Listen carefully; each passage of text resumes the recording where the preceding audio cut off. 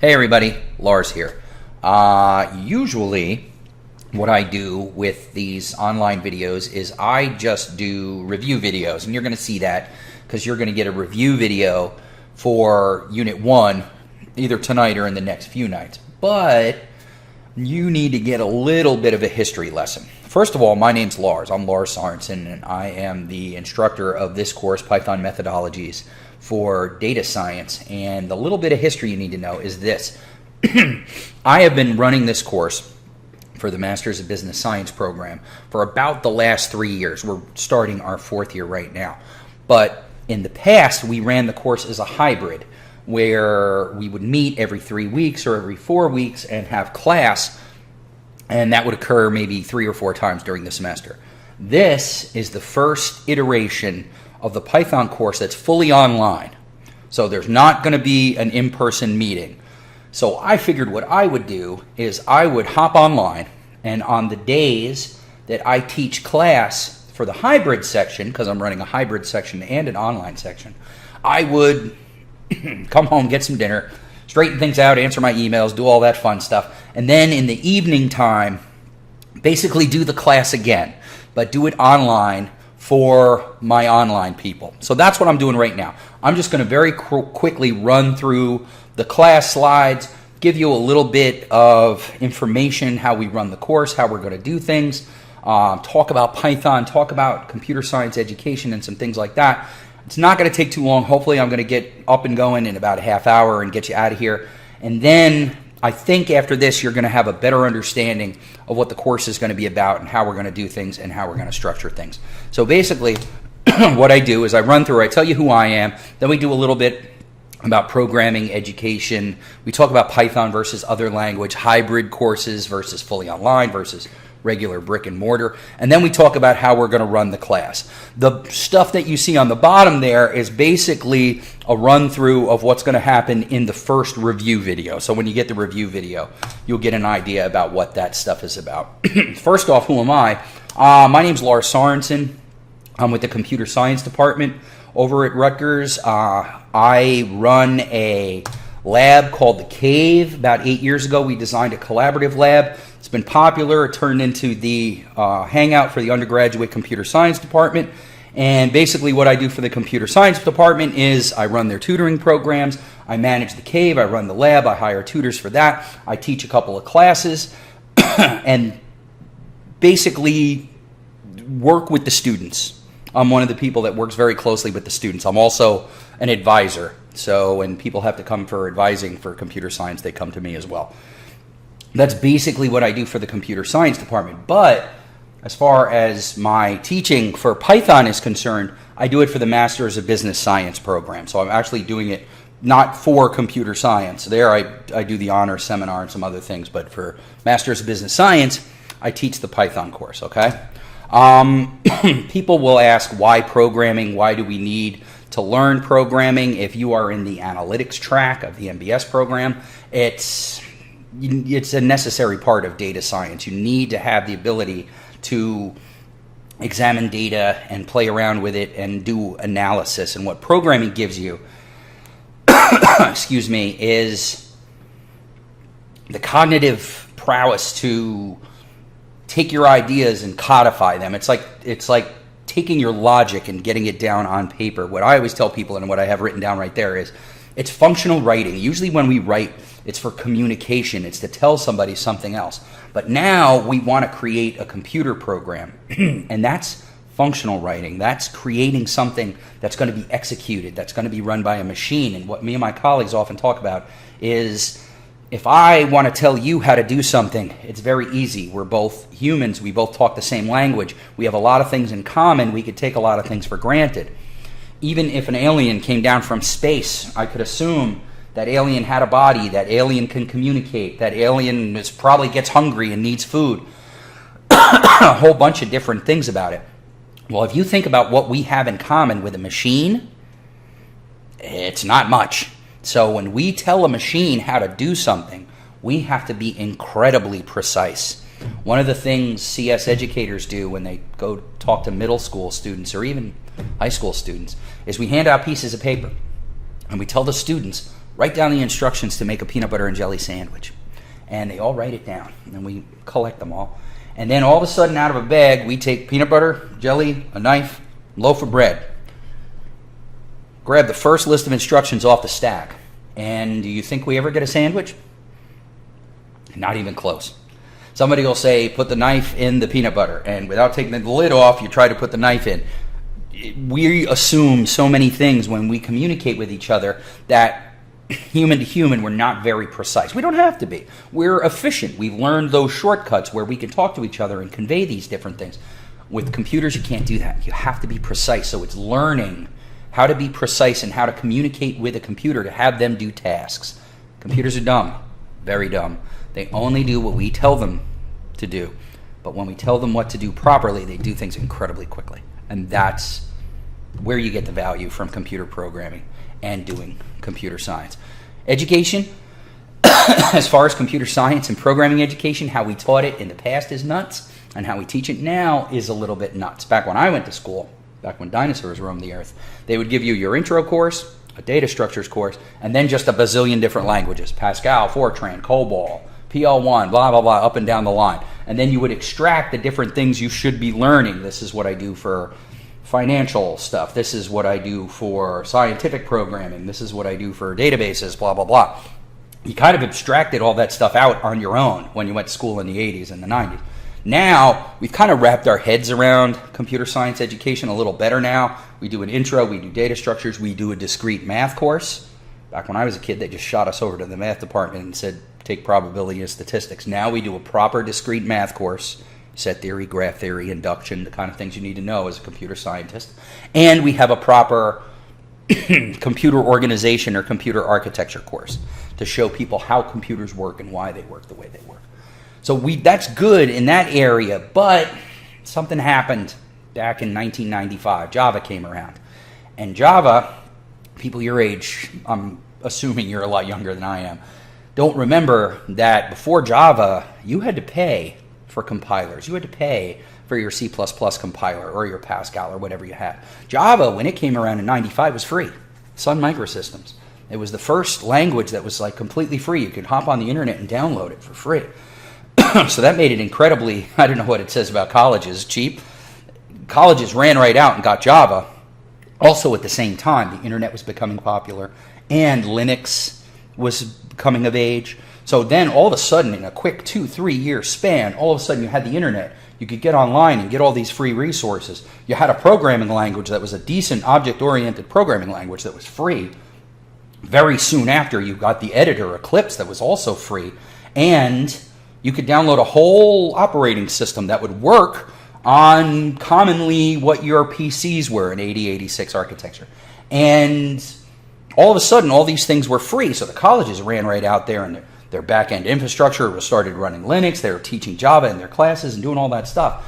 But we're kind of big and we don't change direction quickly. So now, 23 years later down the line, we should be re-examining why we're using Java and realize that there are some other options out there and they are also free.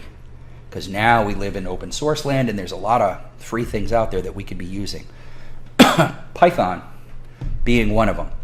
So now we do wrap our heads around CS education a little bit better, but we still got some old things that we still stick with, and we still do. As far as my theories of education and the things I do, I'm a firm believer that I don't teach you. You teach you, okay? I'm just your guide. I'm just your facilitator. I'm going to show you the resources that most people use when they learn. I'm going to show you the common tasks that everything goes through. When you see that second thing there, COPS, that does not mean I'm going to call the police. That stands for communities of practice. When you study education, you learn that there's a whole group of people out there who want to learn and know about Python programming. That's a community of practice. There are experts in the middle of that community. Then there are novices on the outside looking to work their way in. That's you, okay? So how does a novice move to the center of this community of practice? Well, you learn the jargon, and then you start doing some authentic tasks sometimes in an apprenticeship relationship with an expert, and slowly but surely you do more and more and more and more, and you make your way to the middle of that community of practice. Then you know all the jargon, you can answer all the questions, you can then help the novices, and that's the way it works. It's almost like it's a cycle, okay? I want this class to be part of inviting you into that community of practice and getting you to know all these things and getting you to learn what you have to learn, and then you'll become that expert. You'll become somebody who can perform these tasks within the community, okay? You'll see what I mean in the middle. I designed the course so that you have different roles as you go through these units. At first, you're going to be the learner. You're going to engage with the resources. You're going to do some reading, some exercises, some things like that. Then halfway through the unit, you're going to get the assignments. Then you're going to be the practitioner, okay? You have a commission. You have something to do. The assignments are going to be what you have to do, what you learned, okay, and practice it. Then at the end of the unit, you're going to be the expert because you're going to take a quiz. You're going to report out as an expert on that subject. So as we go along with the different units, you have 3 different viewpoints. You're going to be the learner, you're going to be the practitioner, then you're going to be the expert. You're going to report out and give answers, all right? Basically, when I talk about Python, somebody once said Python is almost like your pseudocode starts working. It gets the syntax out of the way, it's more easily readable, and it's a better language for education. In my opinion, some other people think differently, but I present to you this slide. When you first learn a programming language, you usually print the term hello world to the screen. That first line there is a hello world program in Python. Those other lines at the bottom are a hello world program in Java. You can tell me which is more confusing than the other. Okay? When you're teaching a Java class, immediately some kid throws their hand up and says, hey, what does static mean? Hey, what does public mean? Bip, bap, bip, bip, bip, bip, bip. All right? Because Java forces something called object orientation on you from the beginning because it's an object-oriented language. Python lets you do programming in a couple of different ways. So you can just say print hello world. Python does what you tell it to do. Okay? All right, we're going to talk about that a little later. In the real world, you're going to be out there looking at Python code, looking at different resources, doing different things. So I want you to be aware of the 2.7 versus 3-point star. Python, invented by a guy named Guido von Rossum, very popular. But as it started to get popular, 2.3, 2.4, around the 2.4-ish going into 2.5 time, Guido von Rossum decides he wants to go back and rewrite some things and change some of the basics about Python. He does so, and around the time of 2.5, I believe, Python 3 comes out. But there's an issue. Python 3 is not what we would call backwards compatible. You can't run the old code with Python 3. It's different. The biggest difference that you notice immediately is that the print, formerly command, is now a function. So you have to surround everything in parentheses. There are some other differences. I believe integer division came around in version 3, and there's some stuff with assertions and blah, blah, blah. There's a lot of stuff underneath the hood that changed from 2-point star to 3. But all of a sudden, Python branched off. So now you had a 2-point whatever side and a 3-point whatever side. And both of them kept going. Python came out with 2.6, 2.7. The 3 side went to 3.2, 3.3, 3.4, 3.6. Now it's up to 3.7. Finally, I don't know, 4 years ago, 5 years ago, the Python Software Foundation, Python's open source, Guido von Rossum is the benevolent dictator for life, but the Python Software Foundation decided that, hey, we got to pick one or the other. Of course, I think it was a natural selection, but people would argue about it. They chose 3.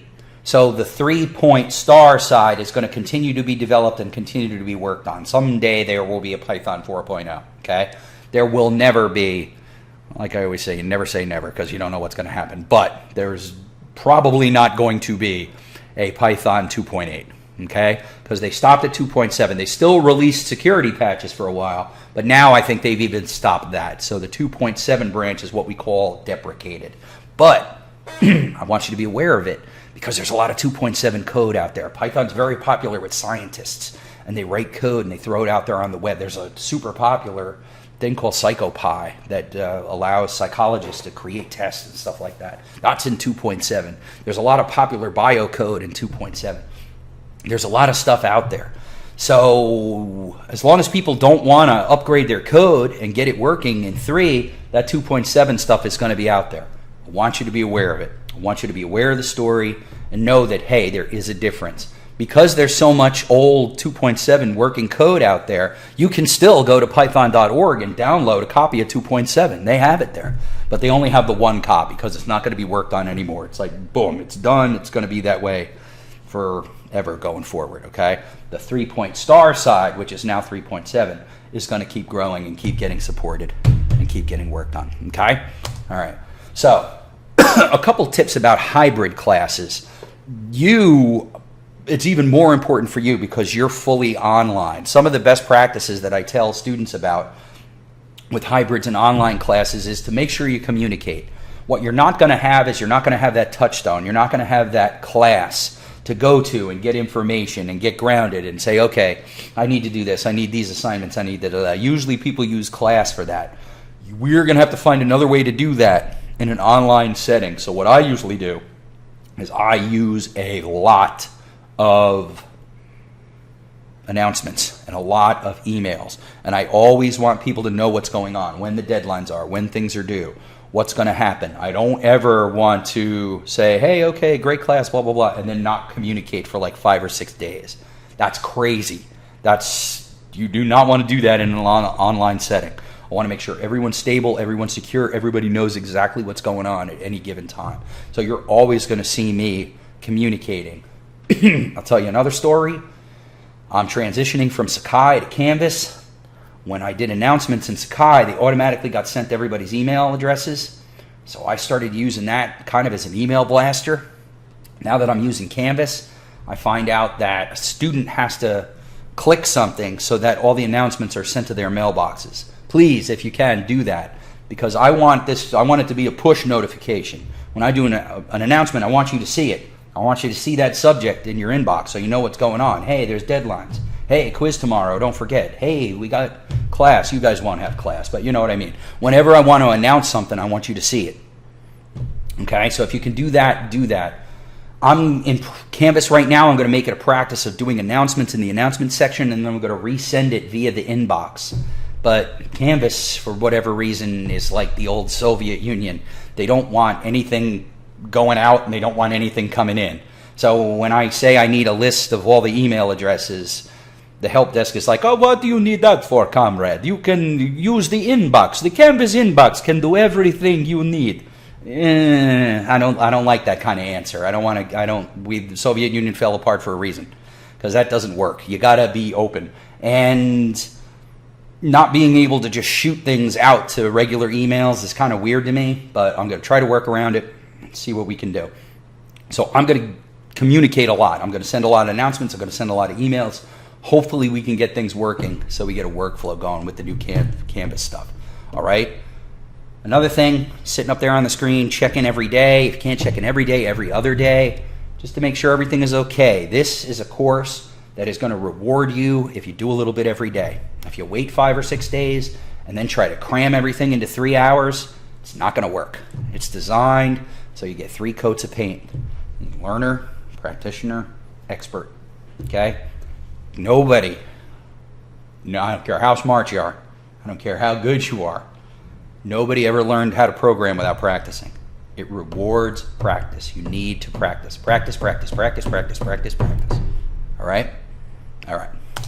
Good enough. So how we run the class, of course, I didn't change the Sakai. That should say Canvas, because this is being run with Canvas.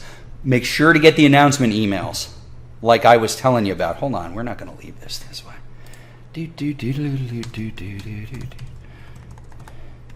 All right. Now, if I hit present, is it going to start at that slide? It will. So make sure you get the announcements. Canvas is going to be used mostly as a portal, and we'll talk about it when we get to the resources and the units. But most of the stuff is going to be outside of Canvas, because I will have videos on YouTube, I will have Google Slides, I will have some other stuff. So it's not going to be all inside of Canvas. Zell, author of the book, we're going to talk about that going forward. I absolutely love the coverage in that book. It does imperative, object-oriented, simulations, graphics, all kinds of great stuff. What I don't like about it is its sequencing. It does functions before loops, and it does some crazy stuff. I love Zell, but I want you to read my slides first, okay? Use the slides as like the base document when you're learning these things, and then you read the Zell afterwards as a backup. I want you to get 2 different sources. At the end of the day, I want you to have that Zell book because I want that to be the book in your bookcase. Because when you're done with this class, you'll take a month off, you'll do whatever, you'll go party. Then when you come back, you're going to say, oh, I need to do a project in Python. I'm lucky I took that class. But I forget how to do this, and I forget how to. I want you to be able to reach up and take the Zell book down, because the coverage is immense, and it comes at things from a computer science standpoint. It's a good book. Okay. The resources we're going to talk about when we go forward, because we're going to talk about basically the anatomy of a unit. Okay. The cave, my lab, Bush campus, Hill 252. You guys are welcome to come there anytime if you're local. I know this is an online class. But if you're local, you're welcome to come to Bush campus. We're open from 1 o'clock until 11 o'clock at night, Monday through Thursday. You just come in anytime. You tell the student on duty, hey, I'm in Lars's Python class. They'll help you get it installed. They'll help you with some stuff. They're not going to do your homework, but they will help you with concepts and help you with some other things. Okay? Don't worry about that in-person class then, because we're not going to have in-person classes. How we run the classes with units, there's going to be 6 units. That's the basic structure of the course, but we're also going to have 2 projects, a midterm and a final, okay? At the bottom there it says, where's the data science? You're going to see it first. Things aren't going to seem that data science-y to you, and you'll say, hey, the course has this highfalutin title, Python Methodologies for Data Science, and where's the data science? And don't worry about it. We got to learn to walk before we can run. So we're going to learn how to use Python at first, and then in the second half of the course, we're going to use it, and that's where the data science is going to come in. One of those 2 projects, the final project, is going to be an open project for you to do what you want with data science and do something that you desire. So as far as units are concerned, you got to be concerned about 4 things. 1, the resources. The slides, which you have for Unit 1. The Zell readings. You can get the Zell readings from the bottom of the syllabus, where we map out all the different units. You can see what the readings are for the Zell. Review videos. You're going to be getting the first one for Unit 1 very shortly, and then I'll probably do the second one over the weekend, so you'll get it around the weekend. Okay? Then, every unit will have a forum post. Unit 1, real easy. Just go in and do an introduction. I set it up in the discussion section of Canvas. Just go in and do an introduction. Who you are, if you're working, what are you working at, why do you want to learn Python, what are you studying at Rutgers, all of that good stuff, okay? Come Unit 2, what's going to happen is you're going to get a TED Talk, and you're going to have to write a forum post about the TED Talk and how it relates to data science, okay? It's got to be a half a page long. I like that video. That video was good. The end.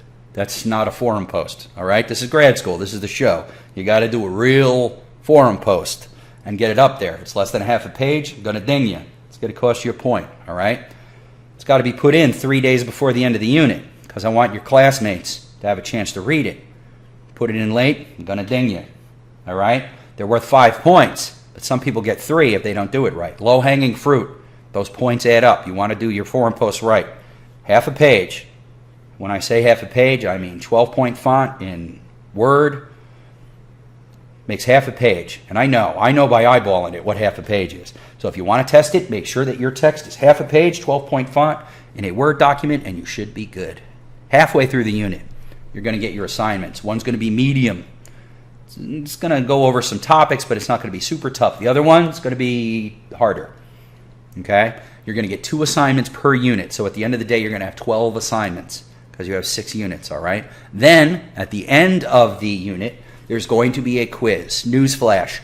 When you look on the syllabus and you see the intervals for the units, the ending day is going to be the date of the quiz.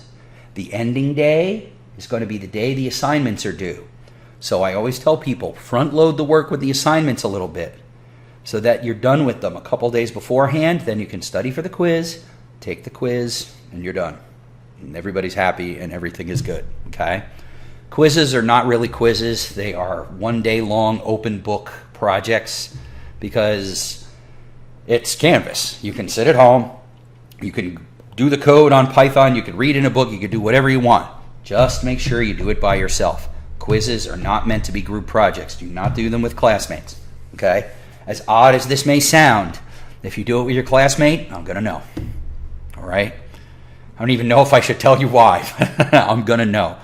Beginning computer science students, programming students, make bizarre mistakes, okay? Bizarre mistakes that other programmers aren't going to make. If I see a bizarre mistake, and then the next quiz I grade has that same bizarre mistake, you did it together, okay?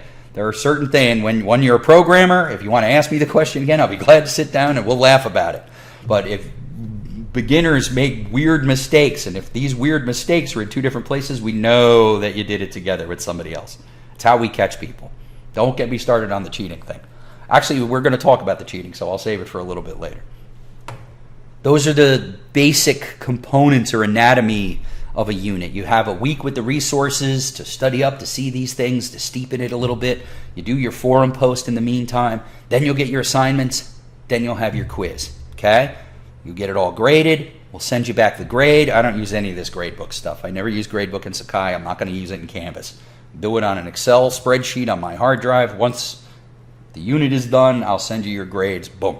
You'll be done. I'm going to do it that way again.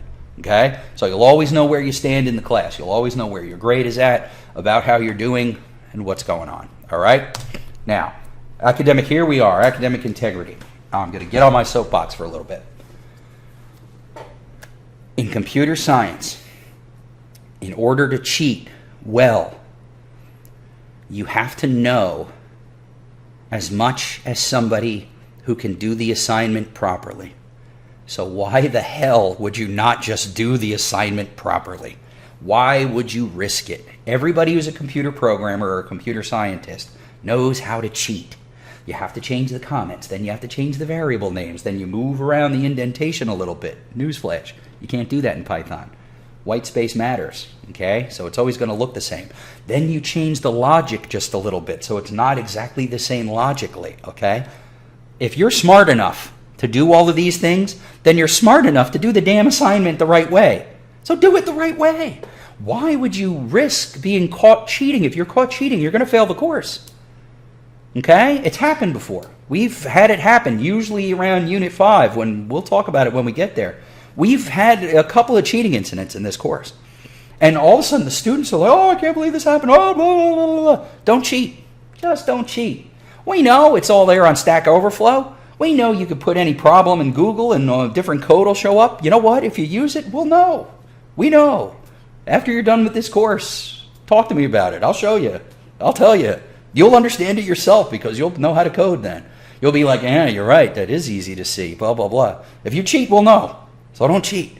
It's easier not to. It literally is easier to do things the proper way than it is to cheat. Why people cheat, I will never understand in computer science. You know what? You go out and you get drunk for 3 days straight, you have a lost weekend, and then you come home on that Monday and you're like, oh no, my Python's due. And then you go online and grab something and throw that. That maybe I could see. But you know what? Just send me an email. Lars, I spent the weekend drinking. Can I have an extra day to do my code? I'll say yes. I would rather you screw up completely and send me nothing than try to cheat. Because that's going to screw you up. It's not going to screw me up. I could care less. I'm past all that. But I don't want you to do that to yourself. Because we'll know. So don't do it. All right? Enough said. Because I know most of you aren't going to cheat and everything is fine. And it is grad school, for God's sakes.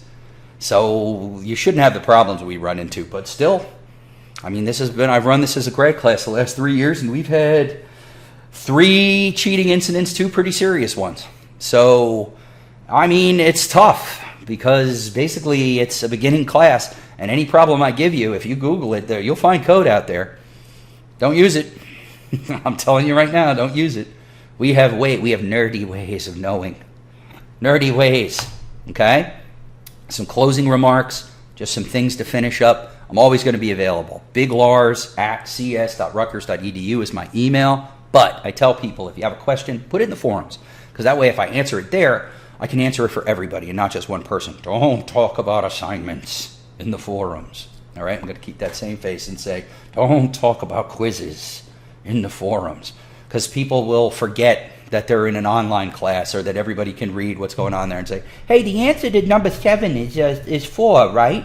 And then I did this, and then I did ... Don't say that to other people.